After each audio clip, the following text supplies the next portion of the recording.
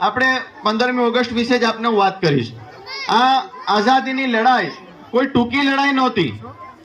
150 થી 200 વર્ષ સુધી આ લડાઈની શરૂઆત થઈ અને છેવટે 1947 15મી ઓગસ્ટના દિવસે અંગ્રેજો આપણા દેશમાંથી ગયા અને આપણે આઝાદ થયા। આપણે આજના દિવસે આપણા મુસ્લિમ જે સ્વતંત્ર સેનાનીઓ છે એમને યાદ કરશું।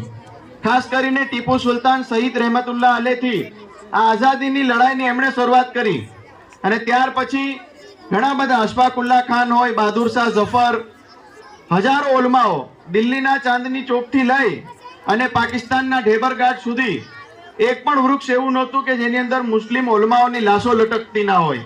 ત્યારે આપણા દેશને આઝાદી મળી છે। આપણે આઝાદ થઈ ગયા એટલે આપણે આજના દિવસોમાં એસો આરામથી આપણે જિંદગી જીવીએ છીએ, પણ આપણે આવા જે શહીદો છે એમને પણ યાદ કરવા જોઈએ।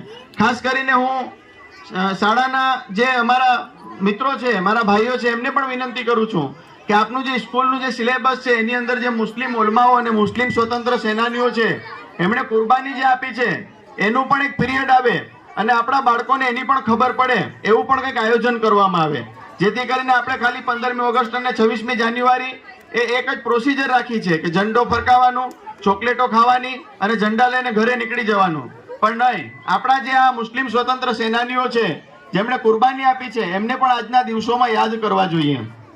અને અમારા ફારૂક સાહેબે વાત કરી શિક્ષણ વિશેની, તો શિક્ષણ એ ખૂબ જ જરૂરી છે અને શિક્ષણ હશે, શિક્ષણમાં તાકાત છે। આજે માનસિકતા વાલીઓમાં એવી છે કે આપણે બાળકોને ક્યાં ભણાવવા, મુસ્લિમોને કોણ નોકરી આપે છે, પણ એવું નથી। આપણે એકવાર મહેનત તો કરીએ અને આગળ વધીએ। બસ, હવે હું વધારે કંઈ